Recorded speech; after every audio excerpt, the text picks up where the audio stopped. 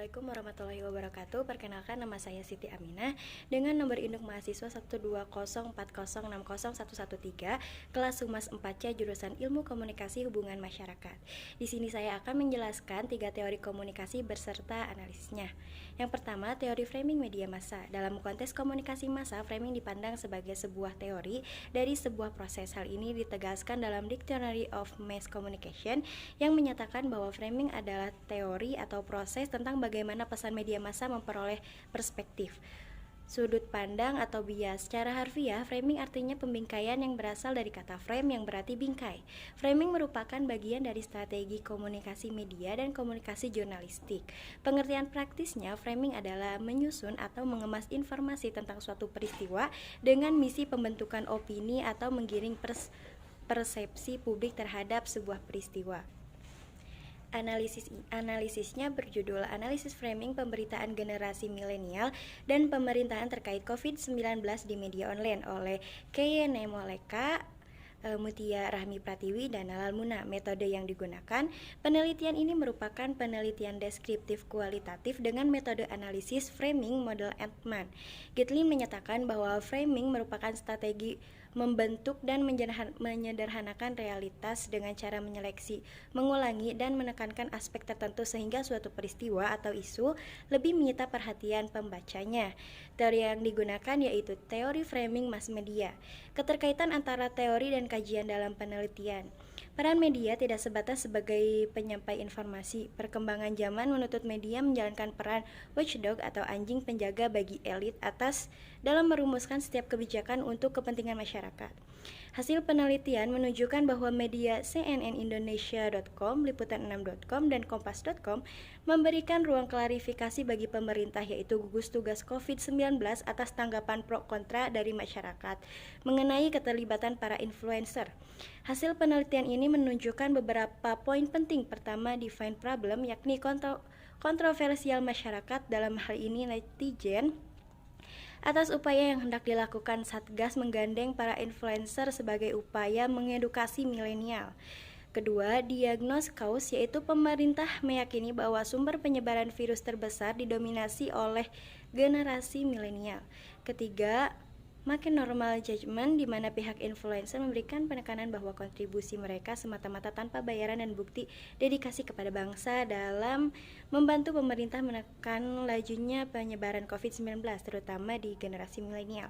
Keempat, treatment recommendation dari 4 media adalah dirasa penting bagi berbagai pihak berkolaborasi bersatu berperan dalam upaya pencegahan penyebaran virus, bukan hanya dari pemerintahan namun dari para influencer dan masyarakat. Penekanan dalam keempat media tersebut bahwa setiap orang punya peran sendiri dalam memberikan kesadaran tentang bahaya COVID-19 sehingga akan berujung kepada Indonesia yang kembali sehat. Teori yang kedua yaitu teori budaya organisasi. Teori budaya organisasi merupakan sebuah teori komunikasi yang mencakup semua simbol komunikasi, tindakan, rutinitas, dan dialog, dan makna yang dilekatkan orang terhadap simbol tersebut.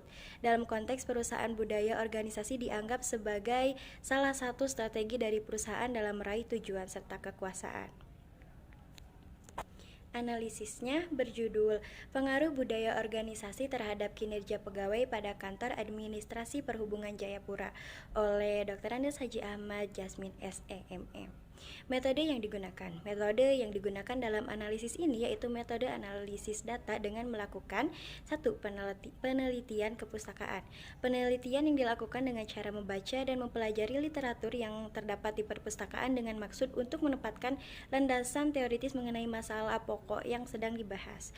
2. Penelitian lapangan.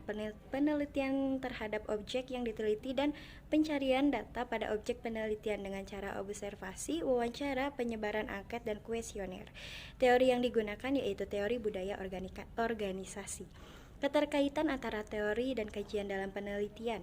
Budaya organisasi adalah nilai-nilai, kepercayaan, dan prinsip-prinsip yang disepakati dan dijadikan pedoman dalam berperilaku dalam lingkungan administrator Pelabuhan Jayapura dalam aktivitas kegiatan keseharian.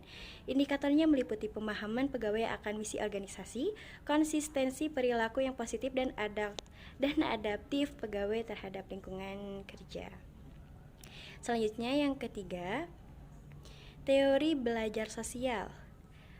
Albert Bandura sangat terkenal dengan teori pembelajaran sosial atau social learning theory, salah satu konsep dalam aliran behaviorisme yang menekankan bahwa komponen kognitif dalam pikiran, pemahaman, dan evaluasi. Ia seorang psikologi yang terkenal dengan teori belajar sosial atau kognitif sosial serta efikasi diri. Eksperimen yang sangat terkenal adalah eksperimen Bobodol yang menunjukkan anak-anak meniru seperti perilaku agresif dari orang dewasa di sekitarnya. Selanjutnya ada analisisnya yang berjudul Pengaruh Kepemimpinan, Motivasi, dan Budaya Organisasi terhadap Kinerja Dosen dan Karyawan di Universitas. Selanjutnya ada analisis yang berjudul tentang Pengaruh Kepemimpinan, Motivasi, dan Budaya Organisasi terhadap Kinerja Dosen dan Karyawan di Universitas Pauyatan Dahan Kediri. Metode yang digunakan yaitu metode penelitian yang digunakan adalah metode penelitian kuantitatif dengan melakukan survei, menyebar kuesioner, serta wawancara analisis menggunakan analisis regresi. Teori yang digunakan yaitu teori social learning. Keterkaitan antara teori dan kajian dalam penelitian. Ada pengaruh yang sangat signifikan antara variabel kepemimpinan, dan budaya organisasi terhadap kinerja dosen dan karyawan yang ditunjukkan dengan nilai R2 sebesar 0,454 yang berarti bahwa pengaruh variabel tersebut terhadap kinerja dosen dan karyawan secara bersama-sama sebesar 45,4%, sedangkan selebihnya yaitu 54,6% dipengaruhi oleh variabel lain yang tidak dibahas dalam penelitian ini. Variabel yang mempunyai pengaruh yang sangat besar terhadap kinerja dosen dan karyawan adalah kepemimpinannya. Sekian dari saya, mohon maaf apabila ada kesalahan. Wassalamualaikum warahmatullahi wabarakatuh.